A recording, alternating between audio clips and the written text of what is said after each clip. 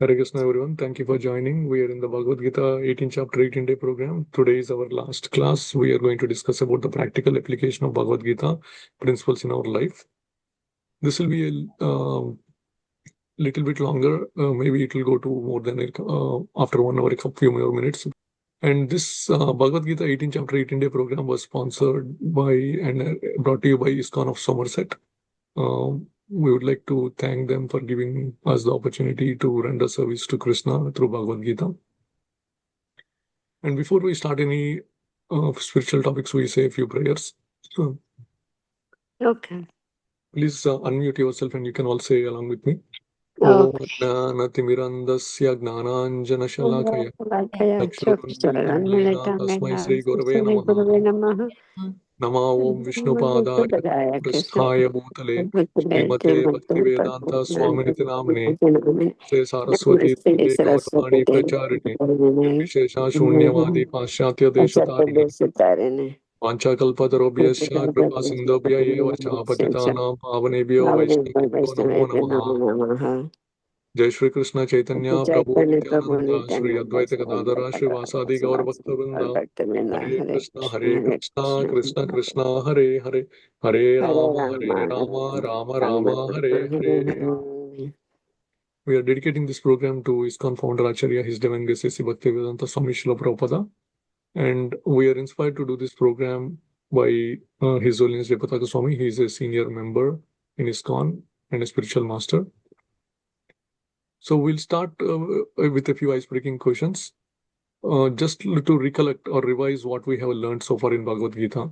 So what is the single, from the introduction we have seen, what is the common purpose that each and every one of us have in this world?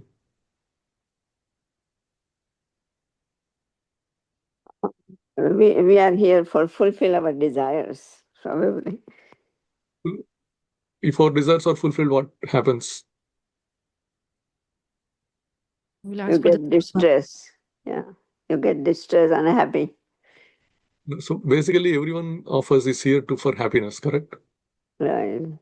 Yeah. So there is nobody in the world who says they don't want to be happy, whether they are doing this work or some other work, or they are just not working at all. Their goal is to be happy. So we are all in the pursuit of happiness, which is called sukha. What are the things that make us happy? It's written fulfillment of desires. Every 4 desires are fulfilled, right? And the fulfillment desires are of two types, Bhoga and Aishwarya. For example, if you go to any temple, you will say Bhoga Aishwarya Siddhyarte iti pujam karishye, which means that we are doing this puja for all the Bhogas and Aishwaryas. Means like we want to get those pleasures and opulences so that we get happiness. And how are the desires fulfilled? By performing work. And the more work, the more desires we have, the more work we have to do. But is it working? Not completely, correct? Doesn't seem like. Why? Because since these slides we already went through, I'm going to skim through this. Our desires are there, but which is only half the picture. We also have difficulties. Both there is sukha and dukkha. And what are the miseries that we have? We have two types of miseries. One is called the tapatraya or klesha. The other one is called the bhavaroga. Means the miseries that we get by our own body or the surrounding people around us, or any of the natural disasters that are not in our control. And even if we try to control those somehow, there are things that everyone who take the birth in the material will have to go through. Janma, Mrityu, Jara, Vyadi means birth, death, old age, and disease. There is no escaping from that. So then what is the solution? We are intelligent, right? So we, as human beings, we come up with some options. What are this word? What we think of? We find out ways to remove suffering from our lives. We also find ways to tolerate any sufferings that we cannot control. And then we seek out a place where there is only happiness and no suffering. And we seek out if there is a supreme controller who can control everything, including my suffering. And depending upon the propensity of each of the individual person, they will choose one or the other. But the problem is, whoever chose that I want to remove my suffering in this world, or I want to tolerate, as long as they're in this material world, it is called from Bhagavad-gita, Dukkhalaya Shaswata, means everything is temporary in this place and it's a place of suffering. Why? Because all the things that are bound in this material world are bound by time. They are all temporary, and if from temporary things we only get temporary happiness. And this place, if you see the Bhagavad-gita, everything at the end of the day becomes miserable because everything ends with death or disease or old age. If we go to a miserable place, we cannot be happy. Can we be happy as a prisoner in a prison? No. Can we be No. happy as a patient in a hospital? No. So this material world is compared to a prison house. It's called Durgam. Also, it can also be compared to a hospital where all the individual souls who have a propensity to go against the Supreme Lord are here for the treatment. So then, is there a permanent place? Is there a place where there is permanent happiness, and is there a supreme controller who can control everything, including time? Again, the different people come up with different options. They will say, no, there is no such person, and some will say, I don't know, but I'm very busy with my activities. I don't want to know. But some says, I don't know, but I want to know. I'm inquisitive about it. And then some say, I know that there is a supreme lord, and I want to know more about him. What Srila Prabhupada says, that we cannot have a blind sentiment on some religion. At the same time, we cannot go on mental speculation saying that this could be that, this could be that. We have to take from what the scriptures are saying, and also we have to analyze them and understand them. So this science has to, and it's a spiritual science. It's not like something somebody, it's not something that it was all myth or something made up. So how can we confirm it's a science if we apply that science? So this science has to be studied, it has to be practiced, and it has to be realized. So let's see today like how we can study this science, learn how to practice it, and know how to realize it. So to make it more interactive, what are some of the things that come to your mind that we derive happiness from?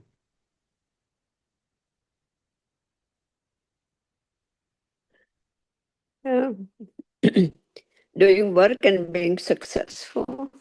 Work, success, yes. Achievements. Yeah, that you derive happiness from, and relationship. Family, relationship, friends, yeah. What else?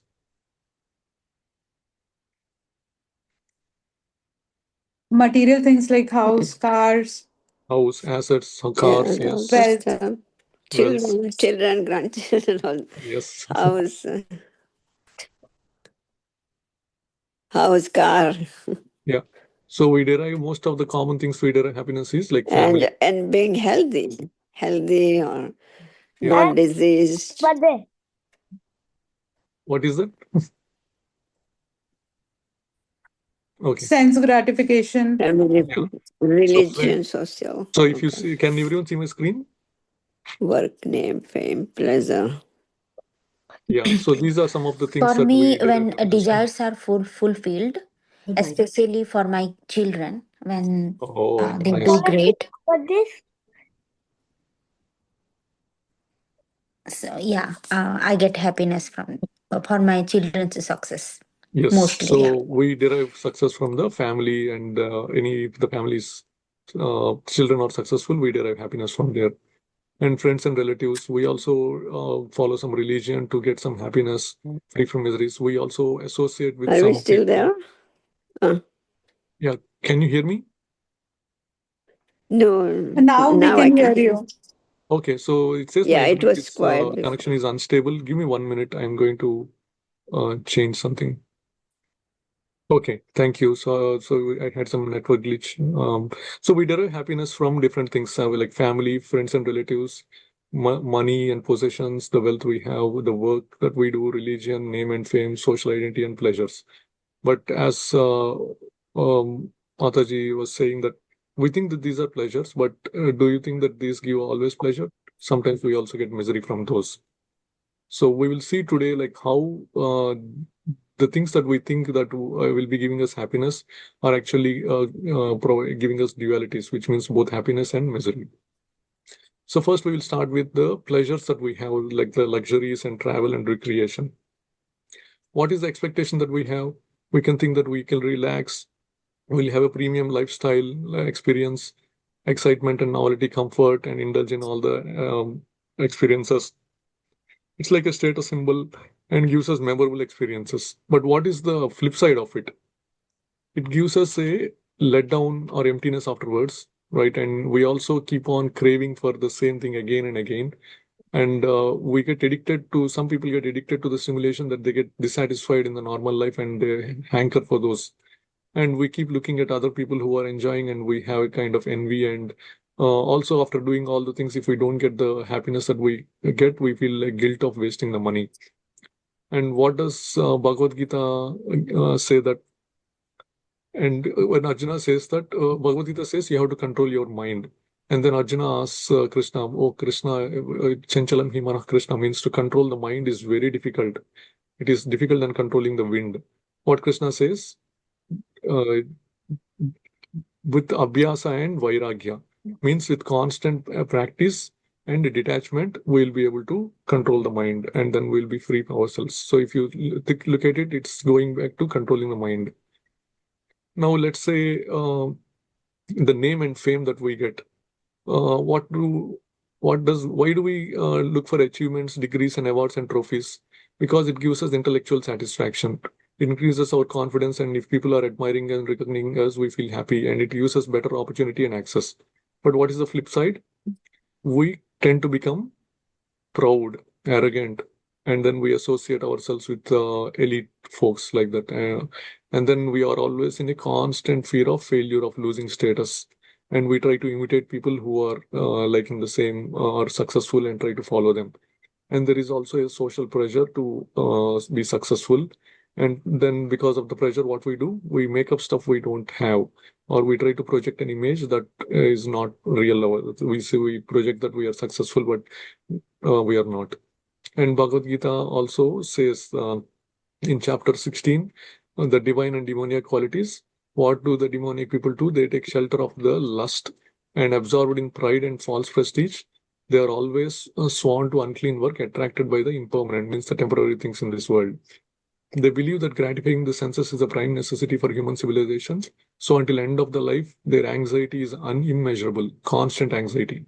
Bound by the network of hundreds and thousands of desires and absorbed in lust and anger, they secure money by illegal means for sense gratification. They don't hesitate to take illegal means.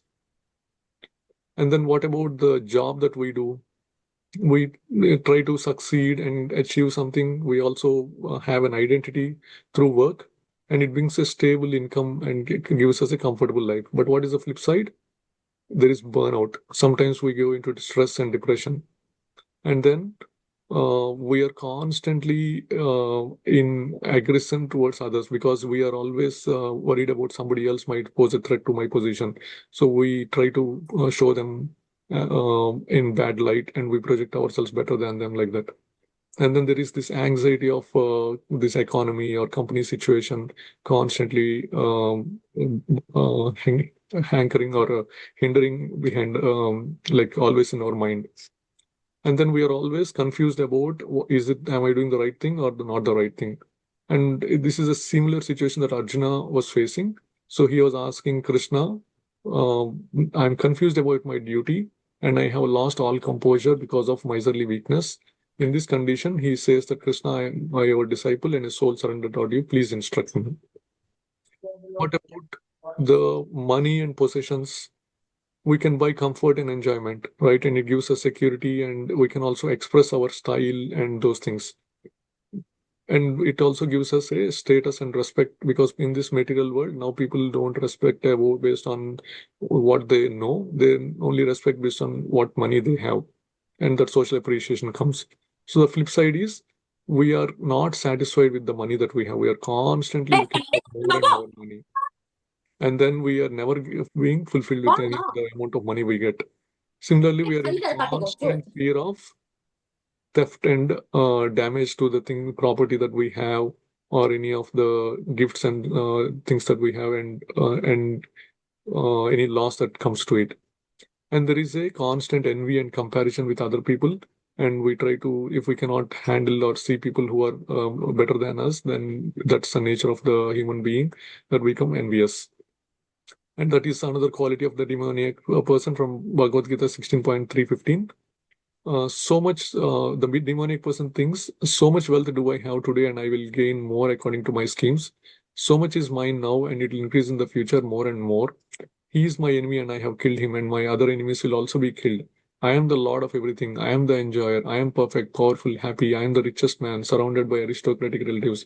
There is none so powerful as happy as I am. I shall perform sacrifices. I shall give some charity, and thus I shall rejoice. In this way, such persons are deluded by ignorance. So they keep on saying, Ishvara means the Lord. They think that they are the Lord. They think they are the enjoyer, Bogi. Siddha means they think that they are the perfect people because they have all the wealth and everything. Balawan means powerful and wealthy and happy. They think they are the thing, but we'll find out later what the real case is. And coming to social identity, why do we have a social identity? Because it gives a group identity, right? Because man is a social animal. If we have similar like-minded people, it gives us like a kind of security. And if we have different kinds of things like nationality and all, which gives us some pride of being patriotic, and then having a similar culture. And also, when you form as a group, it gives a power to influence. So you have, if you want to get some things done in this world, you associate with people, form a group, and then the things get done. But what is the problem or the flip side with it? You start discriminating. You see that this person is mine, that person is doesn't belong to this group, and then you feel also the level thing of I'm inferior or I'm superior to them. And then when you form a go into a group, there'll be some expectations from that, and you are in constant pressure to meet the expectations, and you're afraid or you're scared that maybe you will be excluded from them or not. And there is constant friction within a group where you will become angry or hostile, and there is people who cheat also in that same group.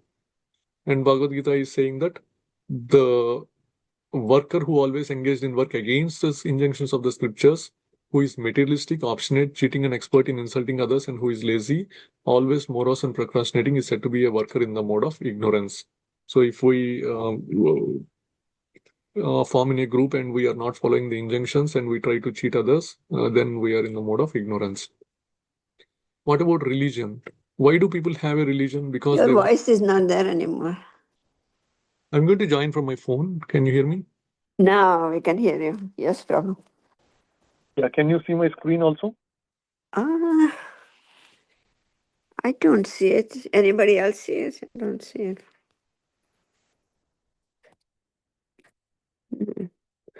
Oh, now. Yes. Yes. Okay. Yes. So we follow I think we lost like 5 minutes. So why do we follow religion? Because we want a purpose in our life, and we want to be moral, and we want a community feeling. But what is the flip side of it? We are afraid of the rules and regulations that the religion comes with. And so we are attracted to the atheistic philosophies who say that don't worry about the religion. Your life is you only have one life. Eat, sleep, make merry, and then enjoy, like that. And then we are also, even if we are strictly following the regulations, we become very rigid and judgmental. And then if somebody else comes up with some says that, hey, you are not following the right religion, then we become very intolerant also. So Bhagavad Gita gives the different verses that says that people who are deluded by wealth and false prestige, they perform sacrifices for name only, but it is done against the rules, so which is called avidhi purvakam. And people who are bewildered by ego, strength, pride, lust, and anger, the demons who become envious of the Supreme Lord, who are situated in their own bodies and bodies of others, and blaspheme against the real religion. So those who are envious and mischievous are the lowest men, Naradama, and they're perpetually cast in this ocean of material existence. Attaining to this repeated birth amongst the species, the foolish men, they can never approach Krishna. And they will not be happy in this life or in the next life.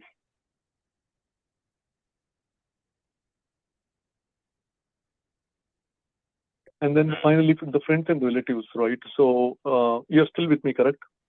Yes. Yes. Okay. So why do we have friends and relatives? Because we want to have like an extended identity and for emotional validation and feeling valued and for companionship and fun. But what's the problem? Like jealousy, betrayal, and then there is a chance of conflict. And then we are also afraid of any relationship damage. And we are deeply dependent on some emotions. And if someone says something, we get unhappy or insecure. And same thing happened in Kurukshetra war, like when Arjuna was saying in Bhagavad-gita 1.44, alas, how strange it is that we are preparing to commit great sinful activities driven by the desire to enjoy royal happiness. We are intent on killing our own kinsmen. So the cousins have assembled in the Kurukshetra to fight with each other. And Prabhupada says in the purport that in the current society, people are fighting with each other within their own relatives also. And finally, what about family? We feel very loved and cared. We feel connected and supported. We build shared memories and traditions. But on the flip side, we are always in a fear of losing our loved ones. And if we set some expectations on them, and if that expectations are not met, we feel disappointed. And then when there is a conflict even within the close family members, it gives us very much grief. And how can we understand that from Bhagavad-gita? Krishna is saying that all these living entities are my parts and parcels. Because of the conditioned life, they are struggling in this world with the six senses, which includes the mind. Means that even though we think that we have a family, that is not permanent, because nothing in this material world is permanent. It is all temporary. So that also brings us misery at some point of time. Any questions on this before we go to the next section? Okay. So Arjuna said then in that case when Krishna was explaining about this, "Oh, descendant of Vishnu," which means Krishna, "by what is one impelled to sinful acts, even unwillingly as if engaged by force?" So Arjuna is thinking that some people, they don't want to engage in sinful activities, but they're done with force. Do you agree with Arjuna's perspective or concern? Yes, Do you Prabhuji. think people... Yeah, so you think that people are forced to do wrong things, right? Even though they are not willing to do that? And Prabhupada also says yes, it is the case. But then Krishna analyzes the root cause. He does a root cause analysis. What he says is, it is lust, Arjuna, that when is born by contact of material mode of passion, later transformed into wrath, which is the all-devouring sinful enemy of this world. So what Prabhupada explains is, when a living entity comes in contact with the material creation, his love for Krishna is transformed into lust in association with the mode of passion. In other words, the sense of love for God becomes transformed into lust, as milk is in contact with sour tamarind is transformed into yogurt. Then again, when lust is unsatisfied, it turns into wrath. Wrath is transformed into illusion, and illusion continues the material existence. So the living entity, the pure soul, the nature of it is Satchit Ananda Vigraha, means Sat means eternal, Chit means full of knowledge and consciousness, and bliss is always happy.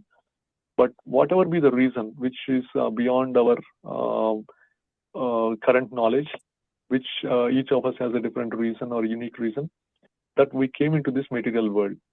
As soon as the soul enters into this material world, it gets encapsulated by what is called the lust.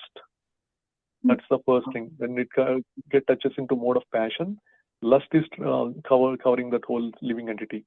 And that after some time, the lust transforms into krodha, means anger. So these are the two things that make the living entity to come under illusion. And then what is RCA mean? Sorry to interrupt. RCA? Krishna's RCA. Is there answer? Root cause analysis. So in the corporate world, when an issue happens in production, they want to identify what happened, right? So they do what is called a root cause analysis. They dig into it to find out what happened. So since Arjuna asked okay, RCA. Okay. Sorry. Yeah. So since Arjuna asked the question, then Krishna is answering that, saying that Okay. what is the cause of that? So and then Krishna is saying that lust burns like fire, and it is never satisfied. It keeps on burning, and there are also different degrees of lust. So as the lust keeps on increasing, we fall down further into the lower species of life. So that's why we have to be very careful with lust. In this human form of life, if we keep on doing activities that increase our desire, lust means desire or material desires, it keeps on increasing, then it will bring us into the lower species of life, like animals and birds, like that. If it keeps on increasing further, it will also go down into the further lower species like trees and plants. And what are the places of lust? They are like the senses, the mind, and the intelligence. So their nature is to enjoy. Basically, from what we can understand, the moment we take a body in this material world, it wants to enjoy always. So far, you're following, right? Yes. Okay. So how can we conquer that lust? Krishna is giving the answer. It is by spiritual intelligence. He's saying, oh, best of the Bharatas, in the very beginning, curb that creates symbol of lust by regulating the senses. First, we have to control the senses because those are the places where the lust initiates from. And then, using the knowledge and self-realization, we have to destroy it.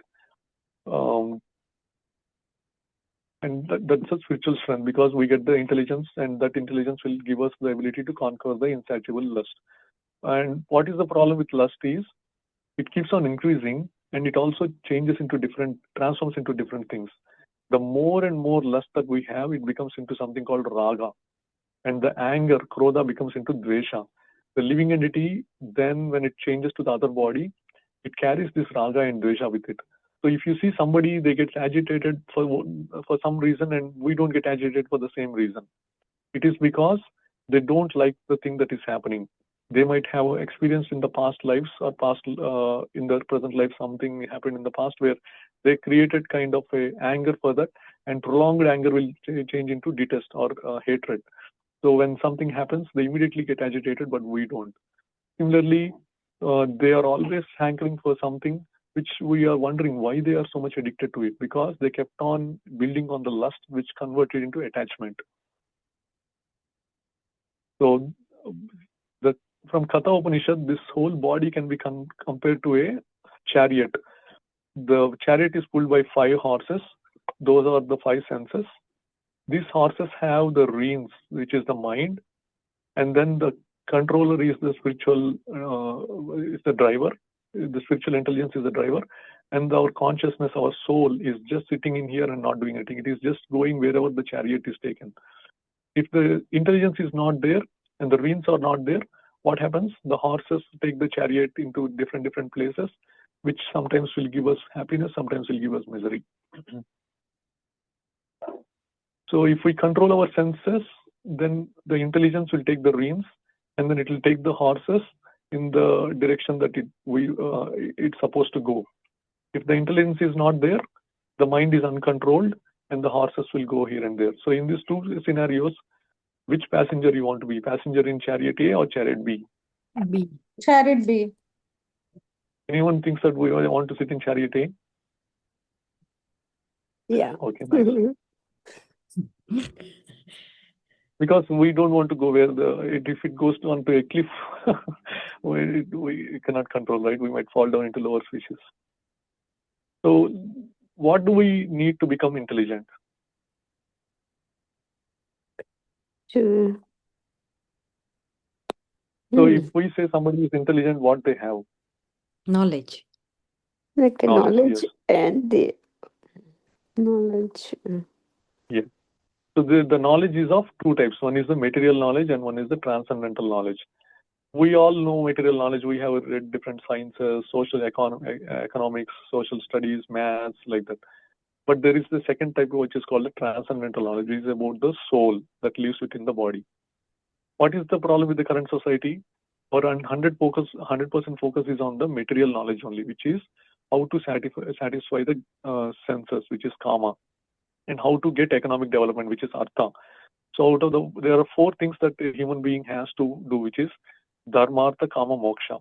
But our focus is currently only on kama and artha, but we are not putting as much effort on dharma, means understanding what is the real religion and how to get out of this material world, which is moksha. So how can we get that knowledge?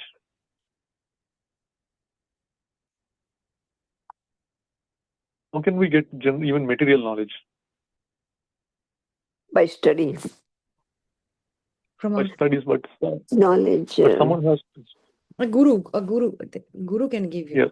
knowledge. Yeah, a teacher will give us knowledge, correct? Because they will only tell us how to study also. Even before we know how to study, somebody taught us how to study. Mhm. So same thing, in the transcendental knowledge, these are just like recollecting. Krishna says, he is the origin of the transcendental knowledge. Imam vivashvate yogam proktamana ahoyam vivashvan manvepraha manurikshaki abhurut. Means he first gave that knowledge to the sun god Vivashwan. Vivashwan then instructed it to Manu, and then Manu instructed it to Ikshvaku. And then over time, the disciplic succession has failed, has broken. That's why he is giving that knowledge to Arjuna again. What does it mean? It means that this transcendental knowledge has to come in disciplic succession. And our disciplic succession, we have we have 4 disciplic successions, bona fide, which are called. Krishna gave this transcendental knowledge to Brahma, Goddess Lakshmi, Lord Shiva, and the 4 Kumaras. So the sampradaya that we follow, ISKCON, is called the Brahma Madhva Gaudiya Sampradaya. Means Brahma gave the knowledge then to Narada, Narada gave it to Madhvacharya, Madhvacharya over like his disciples like that went to Chaitanya Mahaprabhu, then like that it passed on to Bhaktivinoda Thakur, then to Bhaktisiddhanta Saraswati Thakur, and then to Srila Prabhupada. And Prabhupada gave this knowledge to all his disciples, and we are continuing the disciplic succession. And what are the qualifications for receiving this knowledge? Does anyone allow you to sit in their class immediately? You have to pay the fee, or you have to become qualified. If you want to sit in the 10th grade, you have to pass the 9th grade. So Krishna is giving that. Why he is giving the knowledge to Arjuna is because he is Bhakto Si Me Sakha Cheti, means he is his devotee and he is his friend. So these are the 2 qualifications. We have to be favorable to Krishna in terms of being a friend. And then we have to understand that Krishna is the Supreme Lord. Once we become a devotee, then this transcendental knowledge will start coming to us. And then we need a guru for giving us the guidance on how to come to that realization. Guru literally means, Gu means ignorance, and Ru means a person who destroys. Guru means someone who destroys that ignorance. So now that we understood that the whole dualities are there, can we use the knowledge from Bhagavad-gita to overcome these dualities? Let's do that. So let's look at the pleasures. How can we overcome those with the understanding knowledge from Bhagavad-gita? Krishna says that if someone eats too much or too little, or sleeps too much or too little, then there is no possibility of becoming a yogi. We all have to be regulated in our eating, sleeping, and recreation. So the goal is, you cannot just say, I'm going to control my senses right away and you will be successful. It has to be regulated gradually. That has to be regulated. And then what is the actions we have to take? How can we do that? By always constantly thinking of Krishna and following the different austerities. What are the austerities? Austerities of the body are worshipping the Lord and the Brahmanas, the spiritual master, our superiors, or like father and mother, giving them respect, always being clean, simple, celibate, and non-violent. Austerities of speech is that we speak only that is truthful and pleasing and beneficial to others and don't agitate others. Austerity of the mind is that we are always satisfied with whatever we have, and then we are in self-control. And then what is the result or the goal that we will get by taking that actions? Manmana bhava madbhakto madhya jimam namaskuru mame vaishyasi yuktya ivam atmanam matparayanaha. Means if we are constantly thinking of Krishna, becoming his devotee and always worshipping him, we will surely go back home, back to Godhead. But then there is this thing, right? Can we just keep on? What are the different ways of thinking of Krishna? Some say that we can meditate. Some say that we have to become a devotee. Which is easier is like you're looking at some pastimes. So Sage Vishwamitra, he is a great yogi. He kept on meditating for many, many years. Indra was very scared about him, thinking that he might be meditating for taking over his position. So he sends Menaka, and by the touch of Menaka, Vishwamitra's austerity got spoiled. So the process of yoga is very difficult. It's prone to being falling down. But if you are a devotee, it's very easy because you are constantly in association with Krishna, whose whose strength will give you the protection from any kind of falling down. Like the example we have is Haridas Thakur. When Haridas Thakur, who is originally a Muslim by birth, became a Vaishnava and started chanting.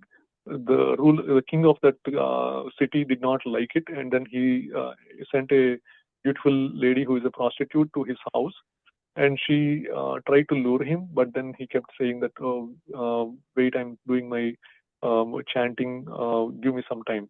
It kept her waiting, and looking at his dedication and the purity, the next day, the prostitute became a devotee and surrendered to him and started chanting herself. So the devotees have the power to transform the world. They can control their senses much better than the yogis. Now, how can we overcome the desire for name and fame? By understanding that we are not the doer. The body is going on, but we start associating ourselves as the body and some achievements that we get. We think that I achieved something. But no. What Krishna says in Bhagavad-gita is, this body is like a machine and it goes on, but the soul is just sitting on the machine, and depending upon its past activities and past desires, it gets another body. And this whole cycle keeps repeating again and again, which means that this whole, whatever it's happening right now, in the next year cycle also happens, but in the body that is happening, that will be there will be, like for example, in my body or your body, there will be some other soul sitting. So that is what we have to understand. We should not be thinking that these are our achievements. It is based on our past desires and think that this body was getting those, but we should not get attached to those. And how can we take action on that one is by surrendering all our works to Krishna only, and in full knowledge that without any desire for profit and without any claims of proprietorship, we should be free from lethargy and fight. Means he's telling that you do your duties, but give up all the results to me. Don't think that you are the doer. Just do without any attachment for the results or even for the work. And then what is the result of doing that? The people who are constantly devoted to Krishna, they get the understanding on how to get out of this material world. And how does Krishna do that? This is called the Chaturshloki, or the essence of Bhagavad-gita. Krishna will show them special mercy by destroying the lamp of knowledge that is shining in their heart. People, like for example, they say that these devotees are just engaged in chanting or doing worship or doing some service to the deities, but they are not studying the Vedas or Vedanta. How is it possible for them to get liberation? Because they think that they need to know, especially the Jnanis, they say that you have to know Vedic knowledge. Krishna is answering that here. He is giving that knowledge. For example, when you go to a college or a university, what is the goal when you went to the university? Is it to pass, or is it to get knowledge, or is it to gain some experience and use that experience to apply that? All of it. All of it, right? But some people have something more. Some people might be just there to pass. Some people might be there to get knowledge irrespective of whether they pass or not. So we cannot say that you are right, you are wrong. So a Gnani might be coming to the material world to increase his knowledge, transcendental knowledge. But a Bhakta is here to get out of this place by delivering as many people as possible. So for them, passing the test is important. Means at the end of the day, when the life comes to the last day, they want to be able to go back home, back to Godhead, not spend any more time here. And how is it possible is, Krishna is saying that if the goal of a student is to just pass, and if they know the cheat sheet or the question paper already, they can easily pass, correct? And that's what Krishna is saying, that you don't have, if you rely on me, I will give you the answer sheet. Means I will give you the question paper. You can only prepare those 10 questions, and then you will get the knowledge. He will give the specific knowledge that motivates us, or that inspires us, or gives revelations to us to take us forward in the path of self-realization. We don't have to spend years and years of reading all the knowledge that comes to our side. And even if you cannot come to that stage, right? Let's say when you want to pass an exam, do you do combined studies? Like where you have a lot of syllabus to cover, you say, I'm going to read these 8 chapters, you're going to read these 8 chapters, and other person 8 chapters. We all come before the exam, each of us share. And at least in the past, I have passed many exams like that. I'm sure you might have done also. So in this case, these devotees always associate with each other. They get different realizations. Krishna will reveal some knowledge to them, this knowledge, and together they all collectively pass the exam. Are you guys following still? Yes, Prabhuji. Hare Krishna. So, how to overcome the attachment from work? Means same thing. We don't worry about the outcome. We do our duty, irrespective of whether it is a success or failure. And then what are the actions that we can take? Just become an instrument in our in Krishna's hand. Nimitta matram bhava savyasachin means don't have to change the work that you are doing. You are doing a particular work because you are strong in that area. And don't think that, oh, I have to stop all that work and become a devotee means I have to do something else. No. You just offer the strengths that you have to Krishna, and Krishna will engage you in whatever way he wants. So because Arjuna was a Savyasachi, means he's an expert in shooting the arrows. And that's why Krishna used him in the way that he became glorified by winning the war. Similarly, if we are expert in singing, then Krishna will make us glorified by making us sing nice kirtans or like that. Or if we are expert in earning money, he will make us more opulent, and then he will give us the money to build more temples also. And what is the result of doing that? We develop a devotion towards Krishna. You guys already read these verses, so I'm skipping. Patram pushpam phalam toyam yome bhakti aprayachit tadaham bhakti bhaktam asnami prayatat manaha. And the other one is yat karosi yadasnasi yat juhosi dadasi yat tapasyasi kaunteya tat kurusha madarpanam. Means we have to gradually make progress to by whatever we do. We put Krishna in the center. We try to do it. If we are eating something, we offer it to Krishna. If we are doing some austerity, we do offer the results to Krishna. And if we are giving some charity, we give in the name of Krishna. If we do that, then we'll be freed from the bondage of work of both auspicious and inauspicious work. And we have a pastime. During the time when during Dwapar Yuga, when Krishna was traveling around, he came to the place that was ruled by King Janaka kingdom previously. And in that, the new king was Bahulashva, and then there is also a Brahmana who was living there. And the king was very, very opulent, but the Brahmana was very poor. But both of them were very dear devotees of Krishna. They always were thinking of Krishna only. When they heard that Krishna came to their city, they came running, and both of them wanted to host Krishna in their house. What did Krishna do? He actually expanded as two people. He went to both places. And then the king served Krishna in a very opulent manner, but the Brahmana, with whatever ability he had, he served Krishna in whatever, and Krishna was pleased with both of them. At the end, they both got liberation. So what we can understand is you don't have to be rich. You don't have to have a lot of opulence, money, or anything. Just it all matters is the consciousness. That's why our movement is called International Society for Krishna Consciousness. What is the emotion in which we are, or what is the bhava, what purpose or what motivation we have. If our motivation is to just please the Supreme Lord, we can just offer a leaf or a flower and a fruit or just a glass of water, and Krishna will be very happy. But on the other hand, if our consciousness is, I want to feel great, I want to get better name, and that's why I'm giving like $10,000 to this temple, then that doesn't matter. Krishna doesn't accept it. And how can we overcome our attachment to wealth? We have to be this Sthita Prajna, means we have to be always satisfied with whatever we have and find satisfaction in that, and we should not be carried away by sense gratification. Then we'll be called a stage of steady mind. And how is it possible? What are the actions we need to take to that is by working, by doing yajna, means doing everything as a service to Lord Vishnu. And work done as a sacrifice to Vishnu has to be performed. Otherwise, work causes bondage in the material world.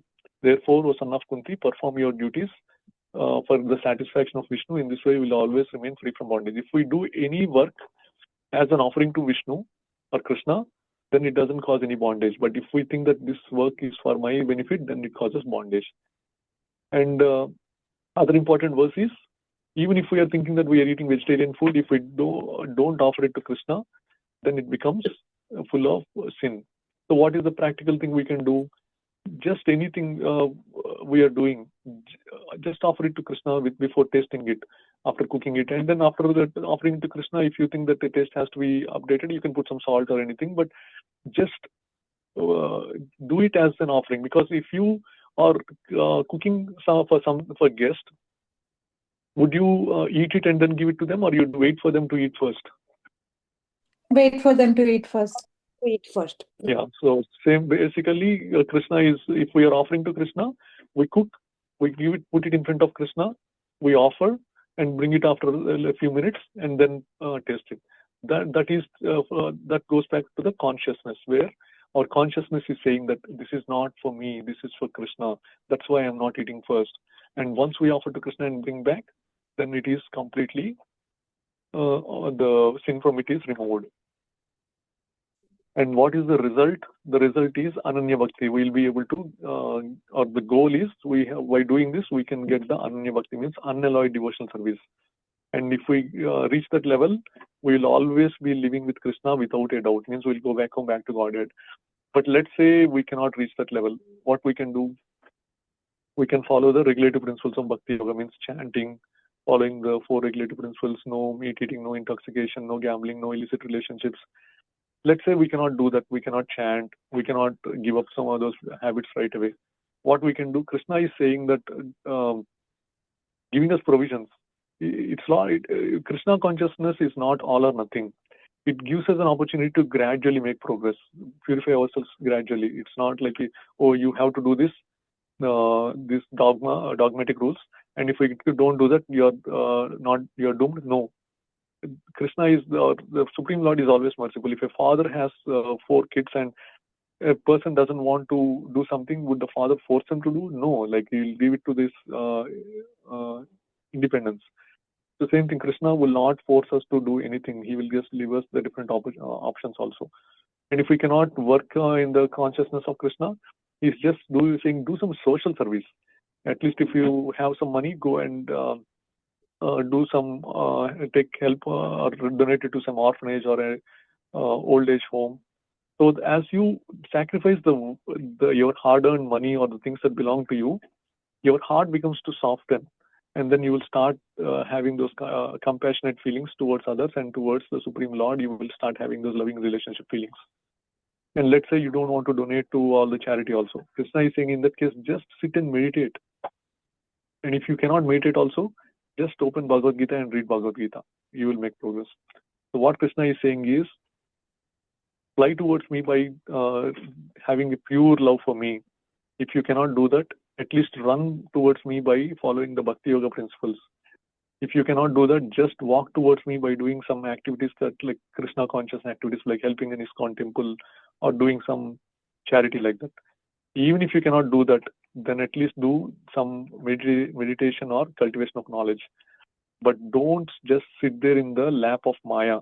Just a little bit move, because that's what Krishna says. Are you putting some effort towards Krishna consciousness, or are you just happily in the cradle of Maya, where you are like Maya Paharat Gnana, means like one of the people who thinks that we are very opulent, I don't need God, I just can take care of myself, right? That is not the case. And if you surrender everything to Krishna, it's not like you are going to lose everything. We have an example of Bali Maharaj. Bali Maharaj, when Vamanadev came and asked for 3 steps, he could not find the 3rd step. And Bali offered his head, saying that I lost I could not keep up my word. You already covered the material world and the spiritual world with the 2 steps, and my 3rd step put on my head. And Vamanadev puts his leg on his Bali Maharaj, and he goes to Sutala Loka. But then what you see, if you know only that part of the story, you think that, oh, Bali Maharaj lost everything. No. Sutala planet is one of the very, very opulent planets in this material world. And he actually, Vamanadev gave the best planet in that Bali Maharaj could get. And then what else he did? He gave a promise to Bali Maharaj. Until and unless you, as long as you are in this material world, I will be your doorkeeper. So even today, in the Sutala planet where Bali Maharaj is, Lord Vamanadev is protecting that planet, because that planet is constantly under attack by the demoniac people and higher other devatas also, because they want the opulence of the planet. But it is Vishnu himself as Lord Vamanadev protecting, because as long as Vamanadev is there, then nobody dares to attack. So if you give something, Krishna will reciprocate. He will not keep anything with him. But the thing is, we are under ignorance and we are under fear, because in material world, if we give something to someone, there is no guarantee it will come back.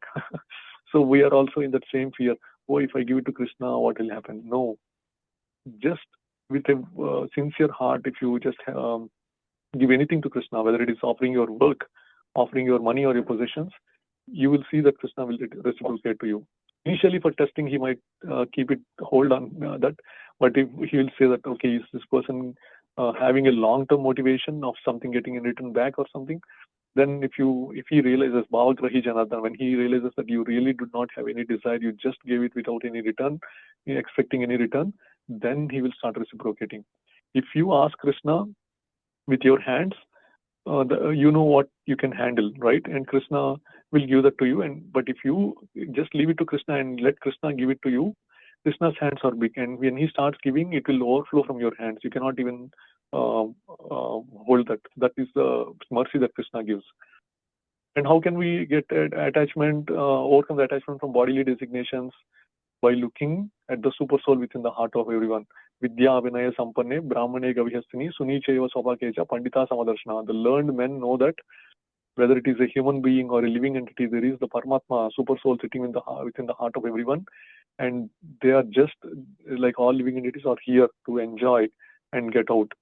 But the human form of life, they got the opportunity to inculcate this transcendental knowledge and get out. But some people may not be there, so they will just show the compassion. And how to get the transcendental knowledge is by approaching a spiritual master.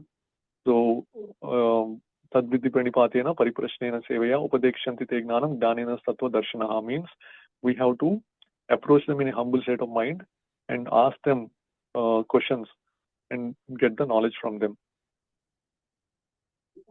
And what is the benefit of doing that? The benefit is Swalpamapyasya dharmasya trayate mahato bayat, means even if we are not successful in this endeavor, we will be able to continue from where we left off. If we are in the material world and if we are become a doctor, and if we after we die, if we take a next birth, even though we get a human form of life, we still have to start from alphabets A, B, C, D. And there is no guarantee that we will be able to become a doctor again or not. But on the other hand, if we put any effort in Krishna consciousness, we will start from that point onwards in the next life. But we don't have to wait until next life, because here the Krishna consciousness is so powerful. Krishna's mercy is so much flowing in the Kali Yuga during with the help of Chaitanya Mahaprabhu, that we just need one birth. If we take this birth, we can go back home. And we might think that, we have done so many abominable activities in the past. No. Even if we have done abominable activities in the past, if we sincerely take to the devotional service, then we are immediately situated in Krishna consciousness, and we quickly become righteous and get everlasting peace. And then we come under the protection of Krishna. If there is a saying in Bengali, it says, Rake Krishna Mare Krishna Rake. If Krishna wants to protect you, who can kill you? Krishna wants to kill you, who can protect you? So if we come under the protection of Krishna, nothing will happen. We don't have to be afraid of anything. And what is the goal? Bhaktya mam abhijanati yavan yasyasya tatata tato mam tyakto gnano vishadeta danantram, means we can understand Krishna only by devotional service, not by gnana, not by karma, not by anything. Only by bhakti only we can reach Krishna. And how can we get Krishna's mercy? By abandoning all varieties of religion and just surrendering unto Him. Then He will deliver us. So surrender is very important. And what is the benefit of doing that? We become very much dear to Krishna. You see the pastime of Sudama, right? He went to Krishna. His wife asked him to ask. They were in so much material struggle. Just go and ask your childhood friend. As soon as Krishna saw Sudama coming at the entrance, he left his throne and he ran towards the entrance and embraced Sudama. All the people around Krishna were thinking, who is this Brahmana who looks very old and ragged clothes? That Krishna himself came and embraced him. He takes his Brahmana and then seats Brahmana Sudama on the throne, and he starts washing his feet, because Krishna wants to serve his devotees. The devotees want to serve, Krishna wants to serve them back. There is this competition. And Sudama, he brings a puffed rice packet, and then Krishna immediately takes it, and Sudama is trying to hide it, and then starts eating. And Sudama doesn't ask Krishna the purpose he came from, because he is very happy to see Krishna and happy that Krishna took his offering. Devotees are like that. They don't ask anything. They don't want to ask anything from Krishna. They are just happy that Krishna takes their service or gives them the opportunity to serve. But as soon as Sudama went home, his whole house, old house, was replaced with a big mansion. So many servants, opulence. Then his wife came running and said, I don't know what happened, but suddenly as a magic happened, all this house transformed like that. So what we can understand is, we have to get to the position where Krishna will start loving us. And once we reach that stage, then if your father loves you, you will get unlimited mercy from you, right? From him, right? Similarly, if you love someone, you want to keep on giving them. So if we get Krishna's mercy or love, if we become dear to him, Ativa me priyaha, means very, very dear to him, then we get the things that even we did not even ask for. And how can we overcome the attachment to friends and relatives? By engaging in activities that make us friendly to everyone. Means we don't have to worry about our relatives having their quarrels with them. We make friends with the devotees who are always very kind and compassionate, and we associate with them. And once if we see our relatives or friends are not behaving to us properly, or they are not following the right path, instead of materially trying to argue with them or trying to tell them, we ourselves, if we transform ourselves and become, make progress and become a completely transformed pure soul, then everybody will follow, because whatever great personalities do, the common men follow. If we ourselves purify ourselves and become like that, then our friends and relatives or family members will also start following. And then when we become a devotee, what happens? Krishna will personally come and take care. Ananyas chintayanto mam yejana paripashate tesham nityabhayuktanam yoga kshemam vahamiham. Means Krishna is promising, I carry what they lack and I preserve what they have. Means whatever relationships or wealth or opulence they have, I'm going to preserve. But before coming to me, or even after coming to me, if they lost something, I'm going to fill that gap. Means I'm going to bear that. There is a nice pastime here where Krishna comes to the house of a like a learned Vaishnava, but in the interest of time, we'll skip that one. We'll have someone. And finally, in terms of the family, we have to understand Krishna is saying that everybody who takes birth has to sure to die, and they are going to take birth again.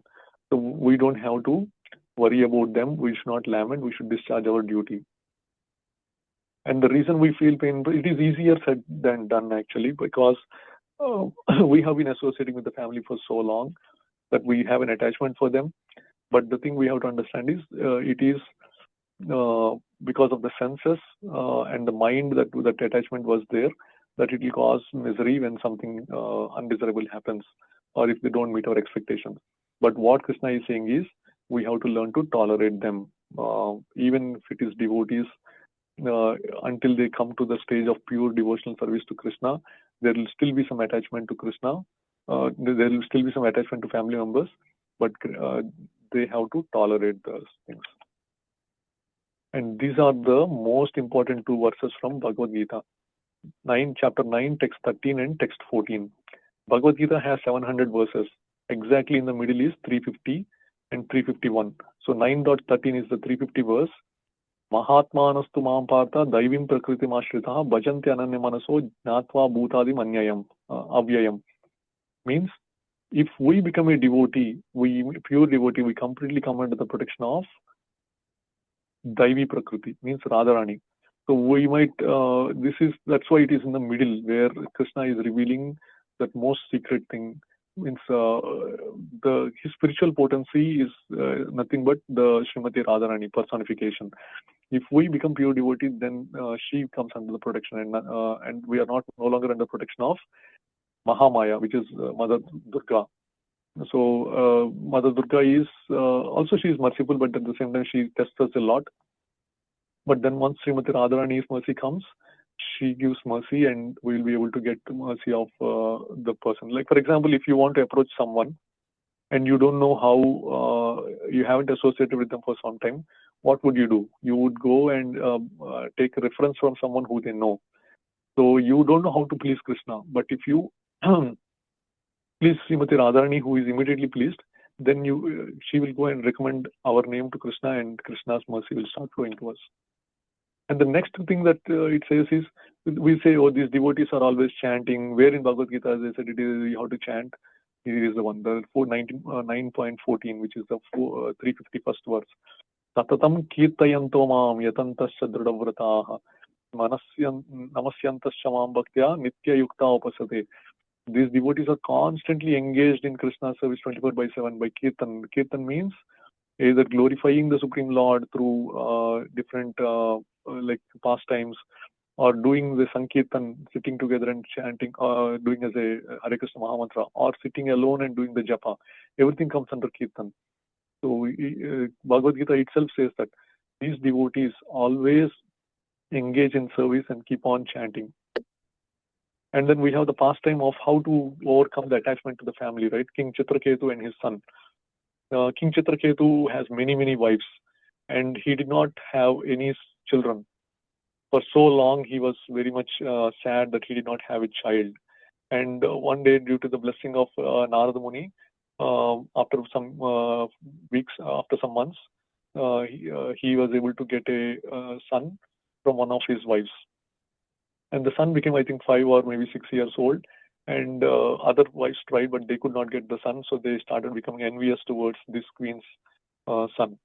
And what they did, they actually poisoned the son, and the son died. And looking at the dead body of his small little boy, King Chitraketu was devastated. He could not bear that. And then he was lamenting. And Narada Muni, along with his friend Angira Muni, they decide, let's go and visit Chitraketu, how he is doing.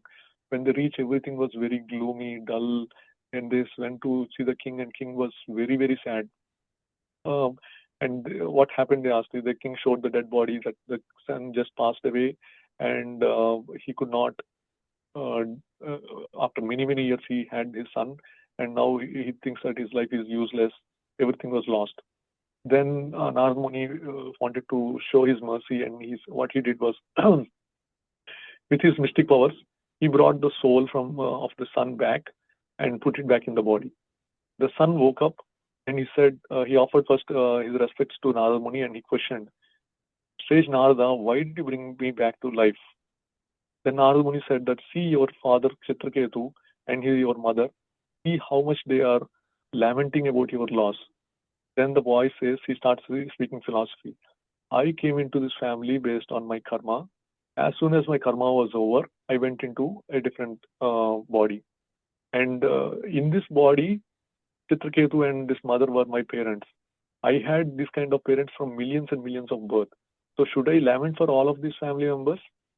And why should I go back to the same thing when my karma is already over? If you give me permission, I want to go on with my life and proceed on my self-realization. In this body, my job is done. I want to go back. Hearing that philosophy, Chitraketu and his wife, they were like surprised, and then they came to the realization, oh, it is the soul that is constantly seeking, trying to make progress towards Krishna consciousness in the path of self-realization, and it takes different bodies.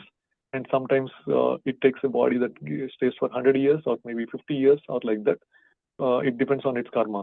We should not worry about it. But what we know is the soul doesn't die. So that soul will definitely take another body. And even if you think about it, right? If you want to really save or make sure that your relatives, everybody is well situated, if we ourselves become Krishna conscious, Krishna is promising in Srimad Bhagavatam, if one person in a family becomes a devotee, 7 generations up and 7 generations down are already taken care. Means wherever they are in this material world, they also go back home, back to Godhead along with you. So that is the real way of taking care, right? Which is not about the material opulence, but if we ourselves make progress in Krishna consciousness, our family is guaranteed to be taken care. The last section of this class. Now that we got a glimpse of transcendental knowledge from Bhagavad-gita, mention a few ways which you like to apply these principles in your life.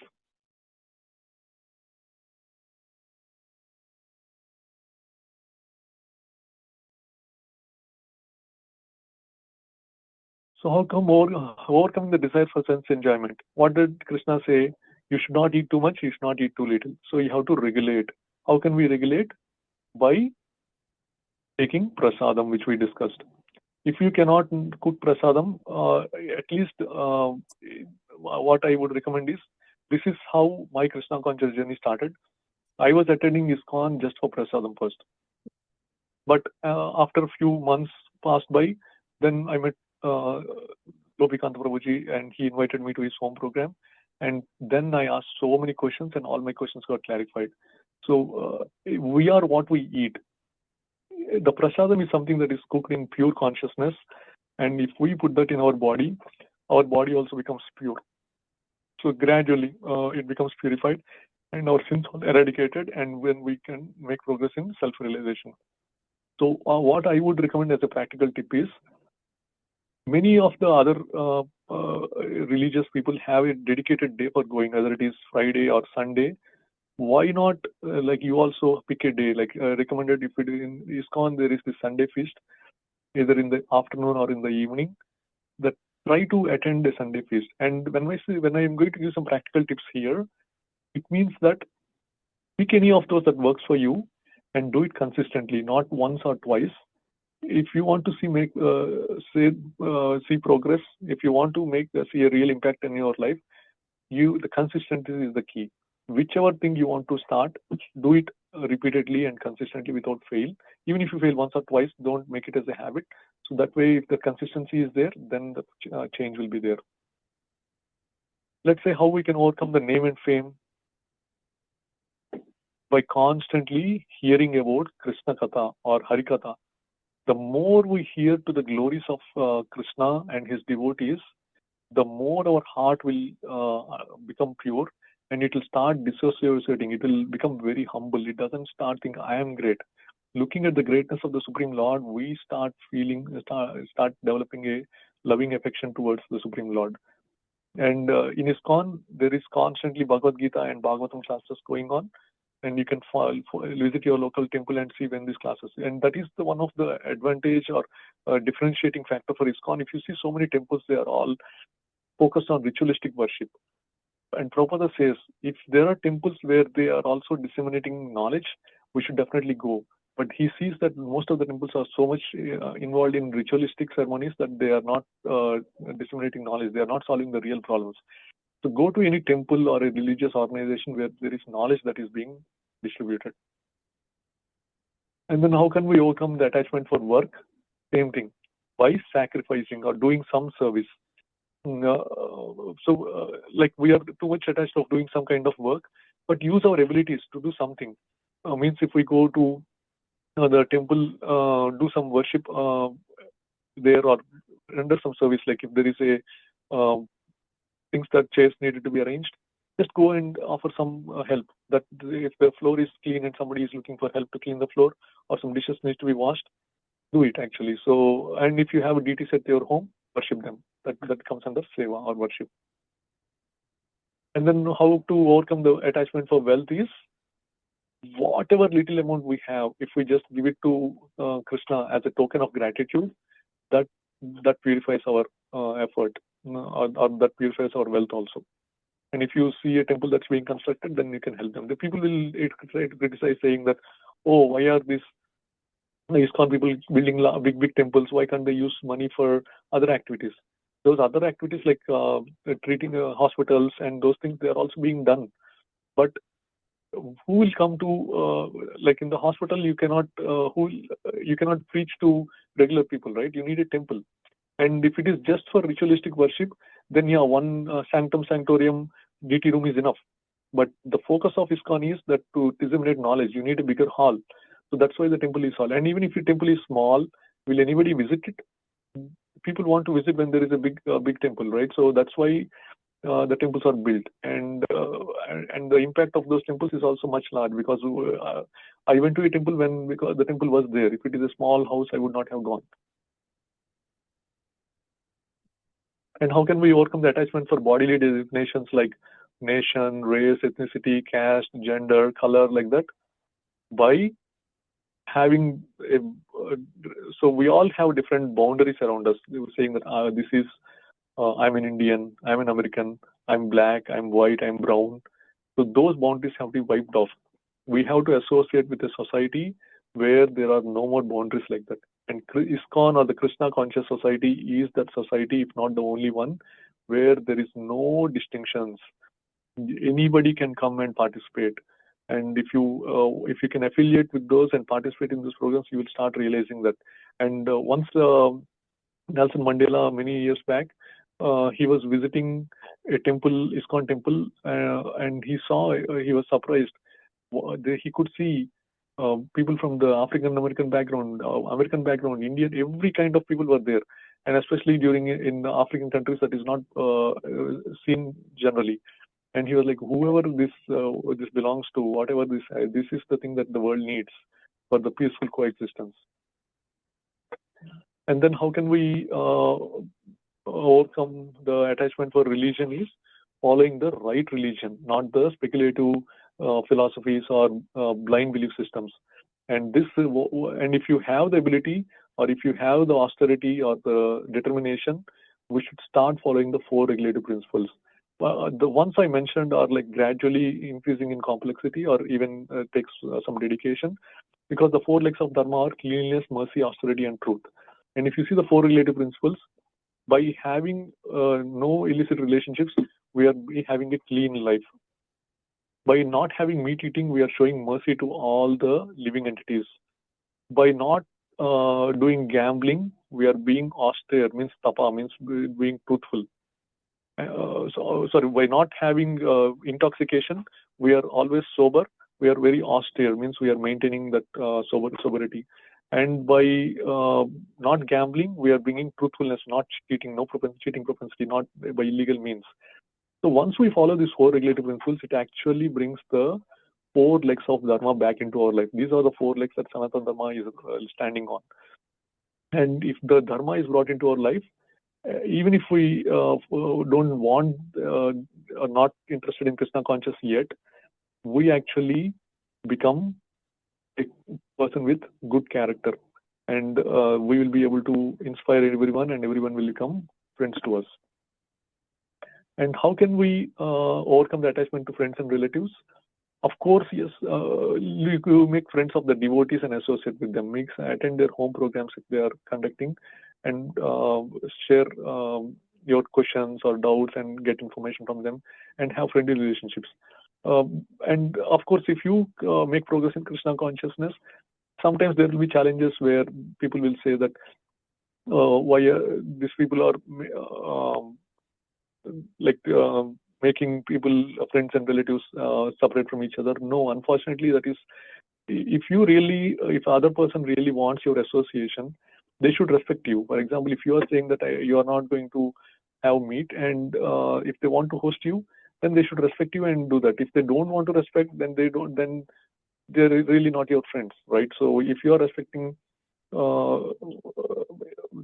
devotees and Krishna, then they should, and you have dedicated life for Krishna consciousness, that should be the thing we have to expect. And if Krishna says that Yogakshema Mahamya, means like the unwanted as company will be removed, because if you try to keep on associating with the materialistic company, you can't expect to make progress, because senses are, even if one sense is untied, it will drag the whole thing. So if you are constantly going out with people who drink or relatives who go on partying and all, sooner or later your austerity breaks and you don't want, and the previous slide, which is dharma, will fall down. And finally, how to overcome the attraction towards the family is by chanting. Because chanting is the one that creates, in this Kali Yuga, Harir Nama, Harir Namaiva Kevalam, Kalo Nasteva Gataranyata. In this age of Kali, and then also it is said, Kali Kali Namarupa Krishna Avatar. Krishna has taken the avatar as the holy name. If we chant the holy name, then our real relationship will start to get established with Krishna. And once Krishna comes into our life, then he will take care of our family members. We don't have to worry about our family. Okay? And that's why Srila Prabhupada always says, chant and be happy. That concludes our class. Any questions? Any realizations? Yeah, the control of Is it- sleep, Prabhu. What is Sleep. it, Mataji? Control of sleep. How to control the sleep? Sleep, yeah, that's the main problem. Oh, during chanting you are sleeping? Yeah, sort of, yes. Yeah, actually, there is. It is the first stage. I mean, I don't know how long you are when chanting, but sometimes I also get sleep when chanting. But the thing, when I asked the question, it said that when do you sleep? When you don't have anything to worry about, correct? So it's a gradual progress. So we might be having so many material miseries. When the chanting comes in, it gradually removes that attachment towards the material miseries. And the first step it does is it induces sleep, because that we got in our material body, we got used to sleeping when there was nothing to worry about. But you keep on chanting, that stage will pass. Then we'll come to the stage where we are very much enthusiastic in the rendering the chanting for love of Krishna. Then we don't feel sleepy. So the thing here is we should not feel guilty about anything. We have to understand that we are not the doer. Everything is happening. We just want to give everything to Krishna.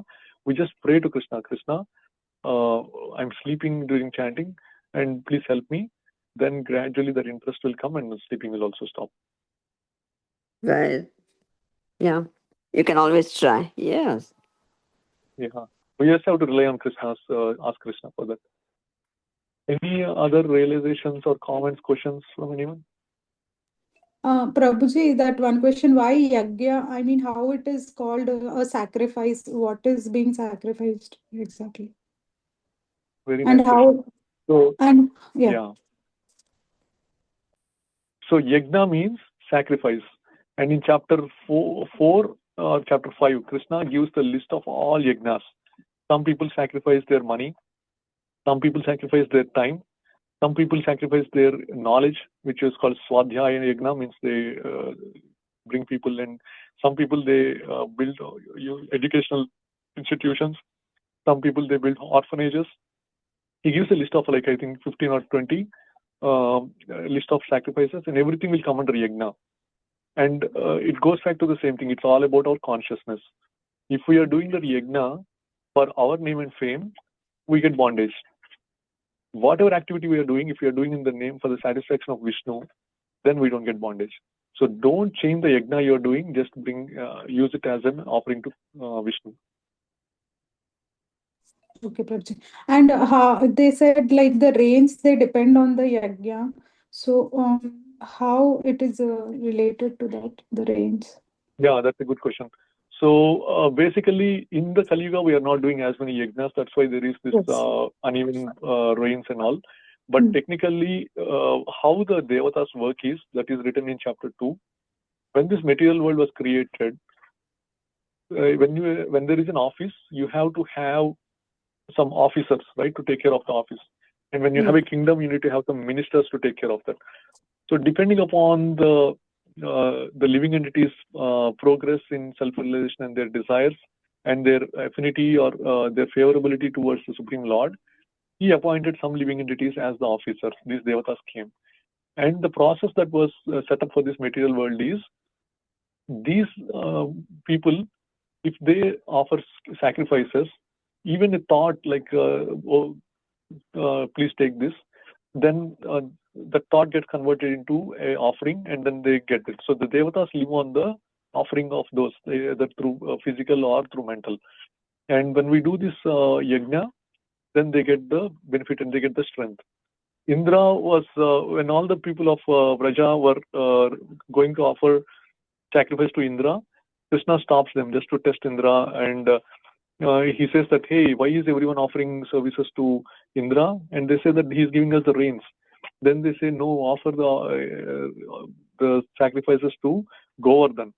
And he convinces them, and they offer the services to Govardhan, but then Indra becomes unhappy, and he sends Samarthaka, like the clouds and the rain, the storm that typically comes during the time of devastation, and Krishna lifts the Govardhan hill. Then Indra realizes his mistake and comes and asks for forgiveness. Basically, what we can understand is these devatas, they want these offerings to be done, these yajnas, and once they are happy with the offering, then they give rain, and from rain come the food. So it's a cycle. And if we break the cycle, we cannot break the cycle, which is once we get the results, if we are using for our own benefit, then the cycle is broken. But instead, if we continue that cycle where we get the fruit grains and continue to offer, take some of it and continue to offer, then the cycle is kept in as is. I don't know if Thank you, that answered Prabhuji. your question. Yes, Prabhuji. Thank you so much. If there are no other questions about the class, then I will stop the recording and we'll discuss the quizzes and all.